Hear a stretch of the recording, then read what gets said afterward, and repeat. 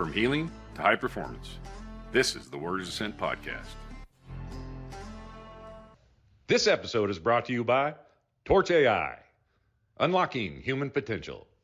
All right. Welcome to the Warriors Ascent podcast with your hosts, Mike and Matt. And we are here with another alum / mentor, Penny Cole. So as we said in the last episode, our mentors are exemplars of what right looks like. You know, they've come to us, they came to us, went through the program, executed what it is that they learned at the Warriors Ascent program, and then are here to pay it forward by holding space for students, helping us out with logistics and all sorts of things. But then I'd say most importantly, being an example of what can happen when you trust the process, when you embrace the tools in the program. So we're absolutely jazzed to have Penny Cole here. And so Jazz hands. There you go. Jazz hands, whatever, man. So Matt, before I go into the interview, anything? No, I'm just happy to have you here. Being a mentor is a big deal. Like I came to the cohort 52 and really looked up to the mentors that were there. And I kind of looked at them as what I can be when time passes by, so that was really helpful for me to see, like, I'm going to get through this and I'm going to look like that person in, I don't know, a year or something like that through time. So I appreciate you being here and showing everybody else that you can make it through this. Thank you. I appreciate you. All right. So, hey, Penny, we'll start just by, as we did with the last group of mentors. I'll ask some questions. You don't have to remember anything. Just tell your story. So just tell us about yourself, your background, and what brought you to Warriors Ascent. So my name is Penny. I've been in law enforcement for 20 years. And the majority of that, I worked as a detective working sex crimes, person crimes. And it made me really cold.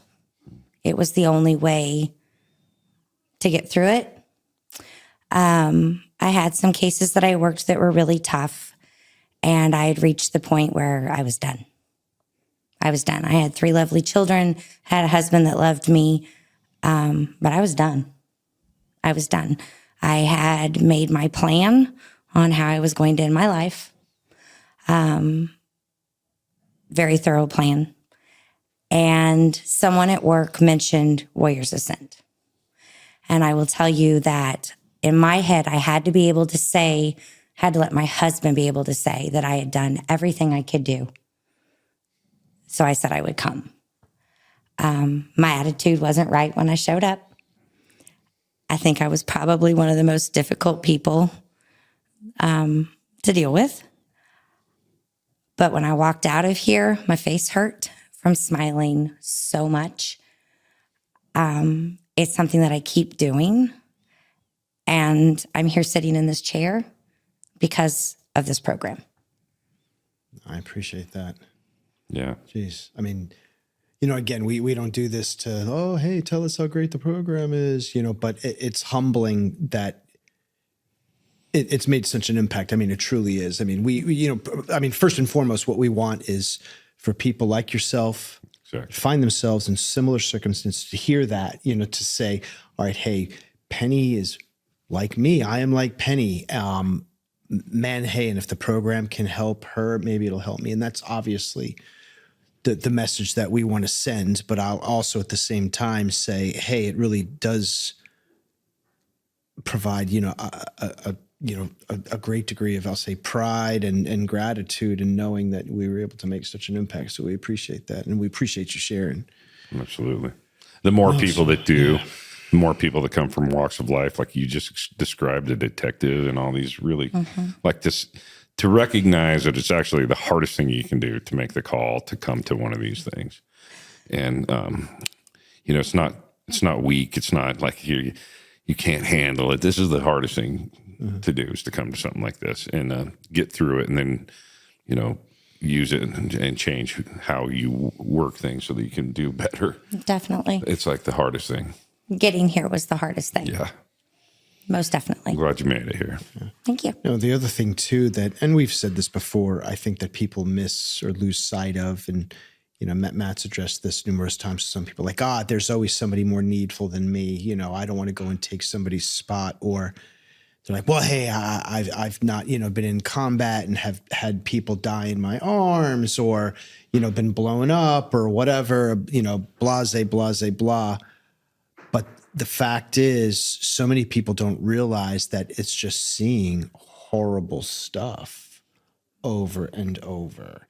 And that has a deleterious effect on your emotional and psychological well-being. And I think that message where, hey, when you've been exposed to that much heinous stuff, the evil that men and women do, you can't not be, I'll say, scarred or impacted by that. And I think that should be a clarion call for people. It's like, hey, if that's what you're contending with and it's really wearing on you, you deserve to be, at this program. Absolutely. So, do you want to expound on that, or,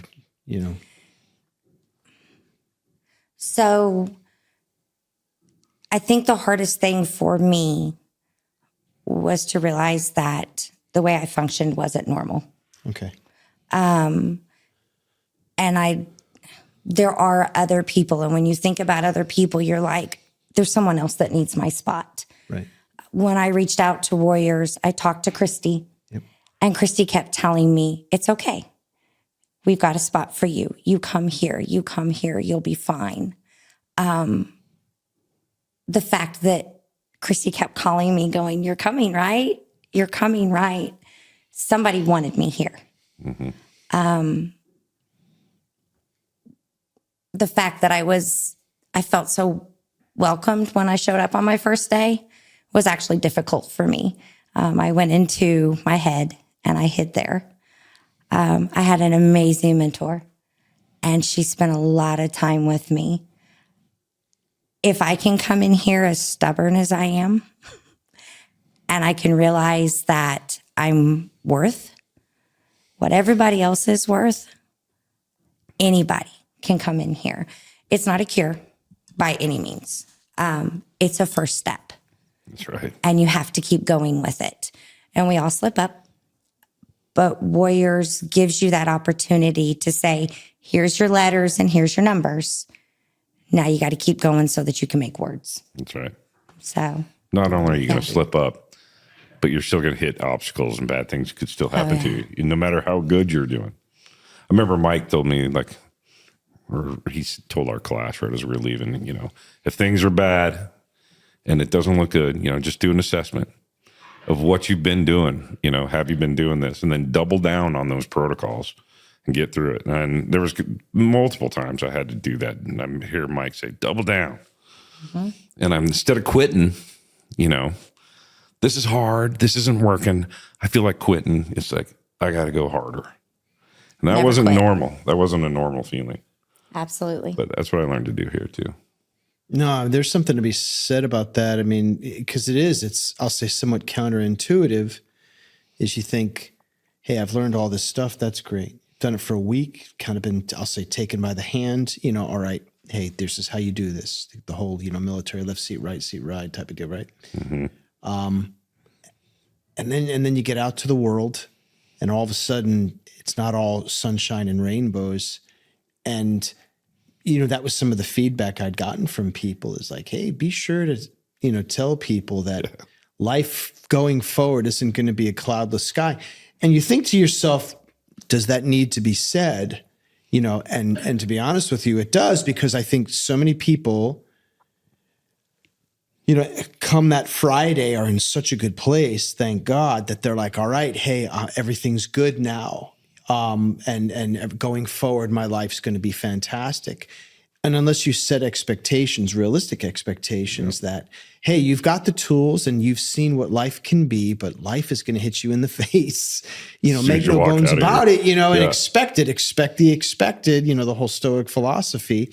And if you're not prepared for that, not only will you, again, be ill prepared for that, but I'd say, unfortunately, there's some people that are like, okay, well, this program didn't work. I mean, Yeah, if right. I'm feeling bad now, well, then clearly this program didn't work. When in fact, it's like, no, the program does work, but it only works if you work. You've got to continue. Got to work. You've got to continue. And when you're at your lowest is when you need to be doing all the things and redoubling your efforts. With that being said, did you find anything in particular here that was like one of your biggest go-tos on the outside or anything like that? The hardest thing that I had to learn was to love myself. And especially in law enforcement, everybody else comes before us. Right. The old saying used to be, we go home alive. That's not the saying anymore. Everyone else is before me. So you spend your entire life taking care of everyone else. And Warriors taught me that I had to take care of myself. And that was really hard for me, to take time to take care of me. So one of the things that I learned here was there's a point in time when I just have to look at people and go, no, I have to take care of me now. And you have two options. You can wait or you can do it yourself. So I have an amazing husband who sometimes will look at me and he'll be like, you're taking care of too many people. You need to take care of yourself. And I'm listening to the ladies upstairs. And today, some of them started to say, it's selfish. And Carrie looked at them and said, you're not being selfish. You're taking care of yourself. And you could see the look on their face. And I'm like, absolutely. Absolutely. You're hearing it. Now process it. So Warriors taught me I'm as important as everybody else is. I'm not secondary. Yeah, exactly. I know in the Army, one of our core values was selfless service.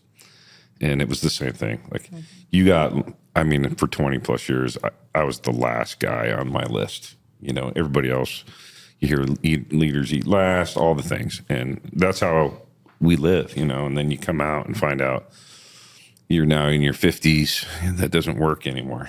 You know, things are broken. And those things that got hurt started getting hurt in your 30s because you didn't take care of yourself, you know. So, I think it's really important. I struggled really hard with that too because I just thought what you're saying is what selfish people or selfish people say. You know, it took me a lot to break through there. Absolutely. But it's important. And it means a lot to me that I understand that. And to see them today start to grasp it is absolutely beautiful. Fantastic. No, that's perfect. You know, it's the mantra, self-care is not selfish, right? Yeah. We say that all the time. Carrie says that all the time. You could bring it back to Stephen Covey's 7 Habits of Highly Effective People, sharpen the saw. You know, we all know that parable, you know, about just recounting, you know, these two lumberjacks, young and old, are having a wood cutting contest, right? So the young guy's like, I'm going to take you old timer and cutting, you know, and he's looking over, and every time he sees the old man kind of sitting down, like he's wearing down, and this young guy's like, I got him. I'm gonna beat this old man. So about midday through, you know, looks like the old man's actually beginning to catch up. He can't figure it out. End of the day, the old man, he edges him. He just beats him.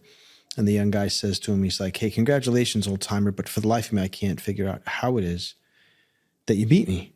Because every time I turned around and I looked at you, you were sitting down, you know, taking a break. And he said, son, you weren't looking close enough because I wasn't just sitting down. Every time I sat down, I sharpened my axe.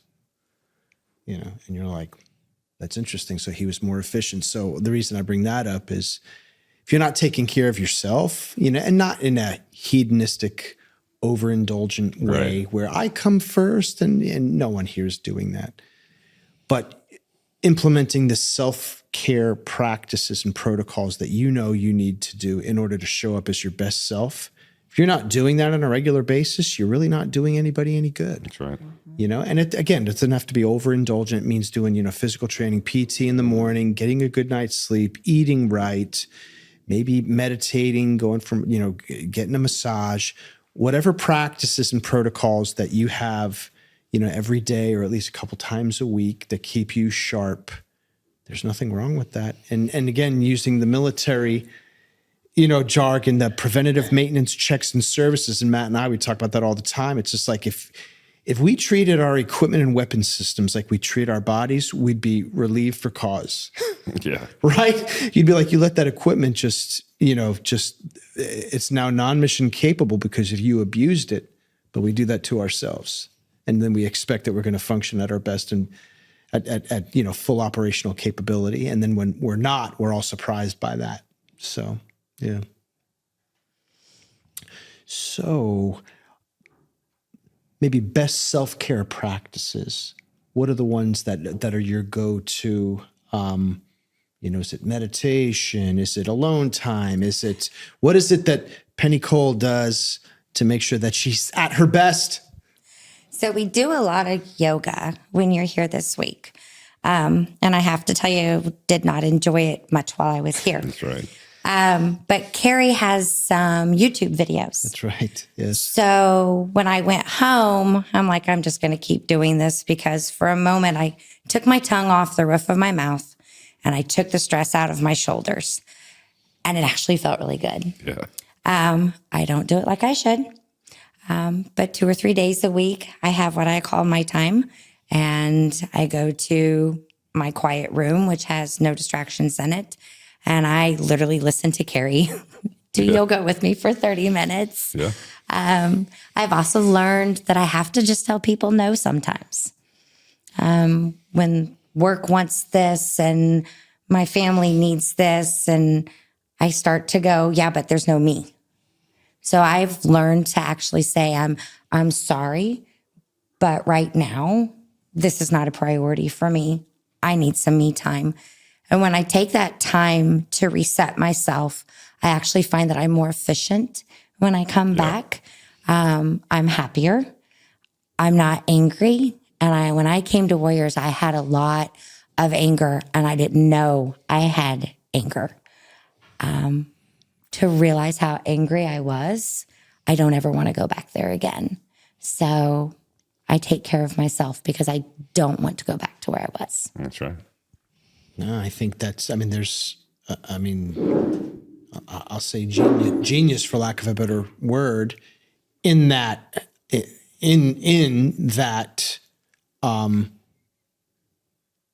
taking care of yourself, you hit it right on the head, means that when you are ready, you can say, okay, now I can help you, or now I can be there for you. And you're in such better place, that you are in fact more effective, versus, all right, fine, here, let me help. And then it's just like, well, actually, you're no help at all. You're actually a liability because you're just so, oh my Lord. And then you hit it right on the head.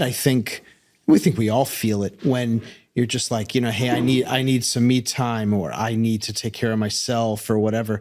And you feel like everybody is putting their needs above yours. You really feel resentful.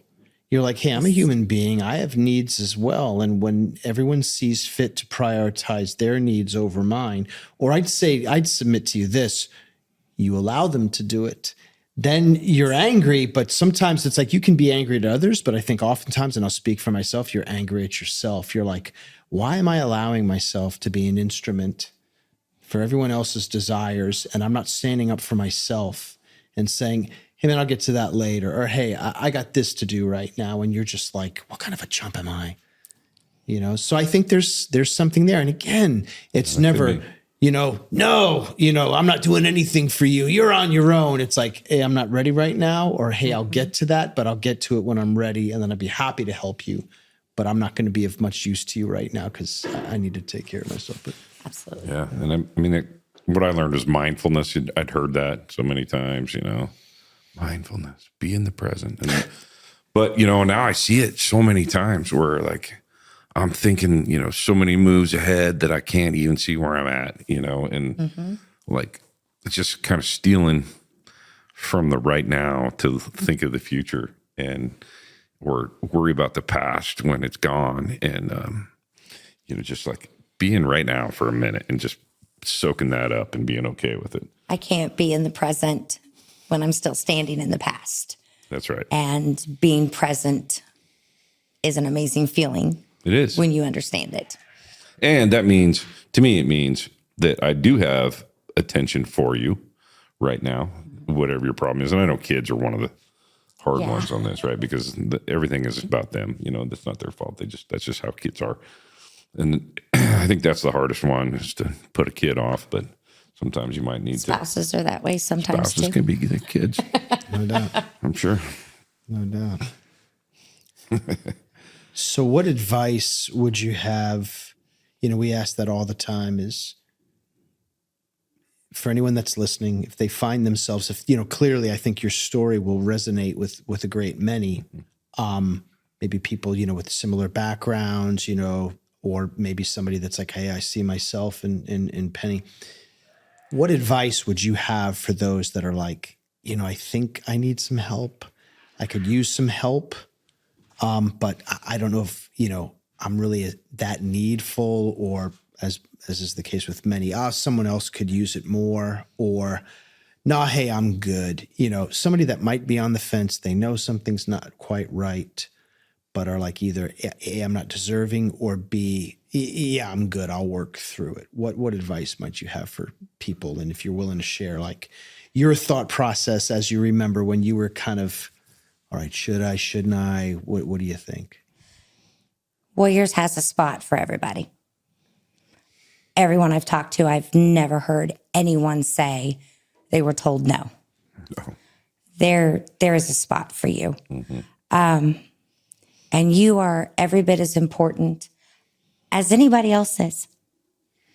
And if Warriors has the spot, which they do, I promise you, when you come here, you're not stopping anyone else from coming. They will make a spot for that person. Amen. That is true.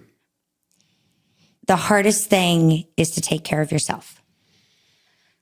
And when you make that phone call or you get online and you say, hey, you got a place for me, you already started. You've already started. And they have a spot for you. Like I said, I can't think of anyone I've ever talked to that was told no. I talk about the program a lot. I have a lot of people that I actually work with that have been here, and not a one of them has ever said they were told no. So if you're feeling like, look at it this way, if nothing else, it's a week away from work with really good food and it's very calm. Come and try it. The first 2 days, I was not a pleasant person. Yeah, it's uncomfortable. At all. But somebody said forgiveness, and it struck me wrong. And somebody sat and talked to me, and I forgave so much. If you're in that spot, all you got to do is come and take away one thing from the entire week here, and you've started the process. They're not going to tell you no. It's safe. And that's something that we have a hard time with in our jobs and our lives, is safe. And you're safe here. You're safe. Make a call. Absolutely. No, I totally appreciate that too. I mean, I think that's one of the things as we put these on, is to ensure that we get people here and everyone's going through the same calculus that you just discussed. Mm-hmm. And it's really good when, let's say they sign up, they have 3 months to wait to have one. And then we just got to try to contact them as many times as we can to make sure that, like, you got to make sure you're still on board, because people will wax and wane on whether they're going to make it or not. My husband drove me here when I came because he was afraid if I had a car, I'd leave. Yeah. If I'd had a car, I would have left on Tuesday. Yeah. But Warriors will call you. They will follow up with you. If you call and say you want to come, they'll get you here. That's right. Buy you an airplane ticket. Absolutely. Free for you. So, yeah, I mean, this organization is for real deal. It's here to help people. It's helping people every time. Every Friday that we have a graduation is unbelievable. I get to come to almost every graduation, and I see the same thing every time. That's what you said, is everybody's smiling so hard. Everybody's is just a testimonial to how amazing they feel.